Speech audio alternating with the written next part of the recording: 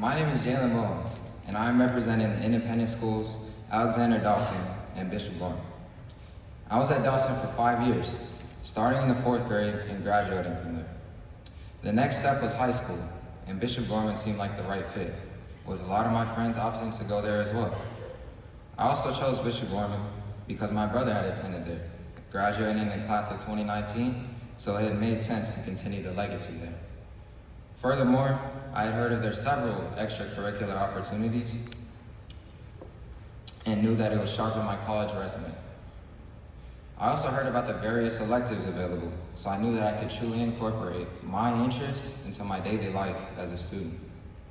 The school spirit is another reputable aspect of the school that caught my eye, with breathtaking pep rallies and the student section cheering with all of their might for sports, especially the football team. Lastly, I figured that the connections I would make would be lifelong, building a post-graduation community and looking back with nostalgia at alumni reunions. Being the new kid in an independent school in the 4th grade was a circumstance that certainly needed some getting used to. Coming from a public school in Henderson, I had no connections to the Alexander Dawson School at Rainbow Mountain whatsoever. At the start of the year, I'll admit, there were some times where I felt like the odd one out, conflicting with classmates about how to play games at recess and being lackluster to engage in class, while others raised their hand whenever deemed to participate. However, this would all change with one person at the center of it, my 4th grade teacher, Miss Meister. Throughout the year, she could sense that I felt like an outsider, if you will. She would pull me aside after class to check up on me, ensure that I was adjusting properly, and with her help, I could say that was possible. She made it a point to include me in class activities, encouraging me to speak up and make my presence felt. In turn, I would say this allowed me to branch out and establish friendships with my classmates and throughout the school. Most of these friendships withstanding to this day. As well as become a leader in the classroom to strive through middle school and my high school career so far. The single connection I established with Ms. Meister, the first teacher of my independent school days, has led me to landing on the honor roll through every one of my middle and high school years to date, being inducted into NJHS and Challenge Success at Dawson, receiving Alexander Dawson's Founders Award, which set me up to be a speaker of the 2021 graduating class, and being awarded the Student of the Year in my Honors Spanish 2 class at Bishop Gorman in my sophomore year.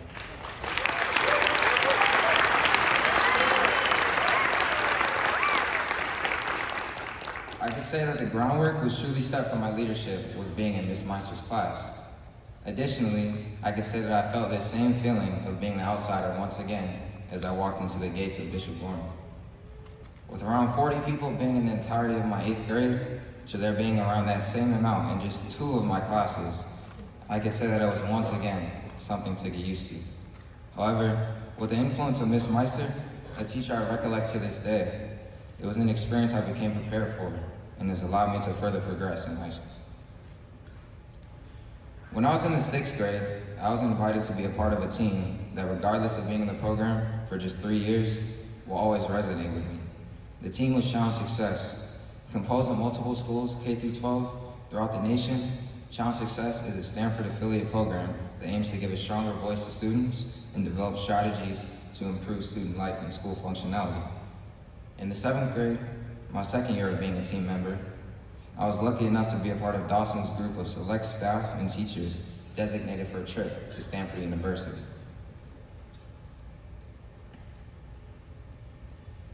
To achieve the goals of the program just mentioned. From the invaluable workshops for stress management and future planning, to the group meetings where we collaborated with other affiliate schools to identify issues that could be detrimental to the success of students, the experience was unforgettable. This brings me to a specific collaboration that we were involved in. Our group, in collaboration with one of the affiliate schools, identified one core issue that resided in both of our schools: productivity. When analyzing this issue, we came to a realization that students' mental health could be a main contributing factor to this, as the typical student is undergoing anxiety from the daily tasks asked of them. Our individual school group then built upon this analysis of students' mental health and devised an effective solution. Dedicate a week that caters to stress relief, Specifically, the week involved the removal of stress inducers from the school environment, and one inducer we came up with was technology. The Challenge Success Program gets credit for that because we were fortunate to attend another invaluable event during our stay there that had convinced us of the imminent effects of technology usage on mental health. This meant that we had contributed a school day to no technology, which had turned out to be greatly rewarding, and it had just contributed to one of the days of this special mental health week. All in all, the week fulfilled its goals of being a refreshing intermission, enabling students to ease their anxiety and be prepared for the weeks to come with a new sense of academic drive. My involvement with Challenge Success demonstrated to me that in something as simple as helping devise a no technology day, education can enable anyone to be placed into the higher rooms as long as they act with leadership, integrity, confidence, and discipline. Furthermore, the Challenge Success experience opened my eyes to how education has the power to connect with people nationwide and beyond, and collaborate with them to learn from their unique experiences and vice versa. As you can probably tell, my experience with Challenge Success at Dawson holds great value to me. This value I hold for Challenge Success is deeply rooted in the fact that I feel it allowed me to consider myself as a leader more than I ever could before. With my experiences at both Dawson and the first 2 years at Bishop Gorman, I've grown in more ways than one. The first aspect I want to bring into light is my academic growth. Along with Challenge Success, NJHS was an experience at Dawson that has shaped me into the person I am today. Being in NJHS allowed me to be greatly involved in my community. The 5 pillars of NJHS are scholarship, service, leadership, character, and citizenship, and my experience in the program encompassed each of these. The most memorable task we performed was limiting hunger in Las Vegas amidst the pandemic. We managed to create a PSA for people to donate towards HELP, a nonprofit organization that held Thanksgiving food drives. As a result, we were able to get people to donate, which was a rewarding experience as we became educated on the issue of hunger in our city and helped make a difference. When it comes to Bishop Gorman, my education has grown greatly due to the multitude of electives and courses available. One of the most impactful courses for me is Computer Discoveries.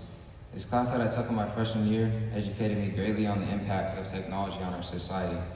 Specifically, we focused on digital citizenship and created an instructional video for how social media users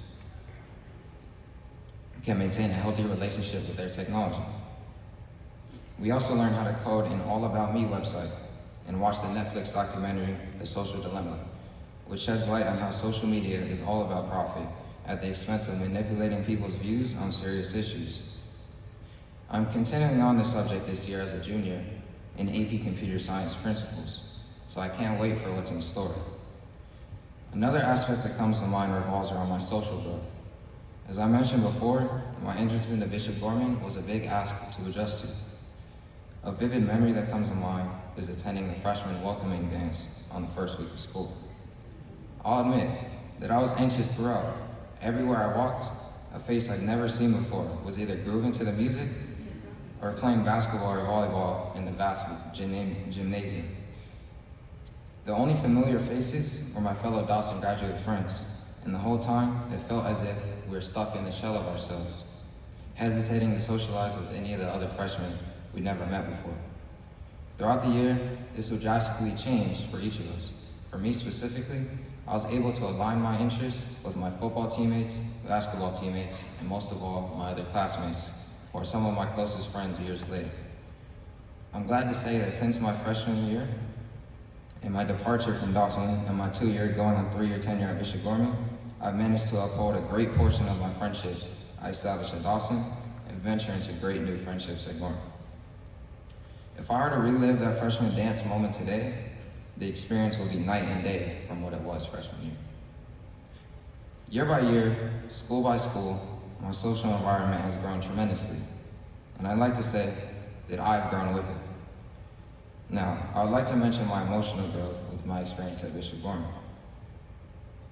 One of the first big losses of my life was the passing of my beloved dog Sky about 5 months ago.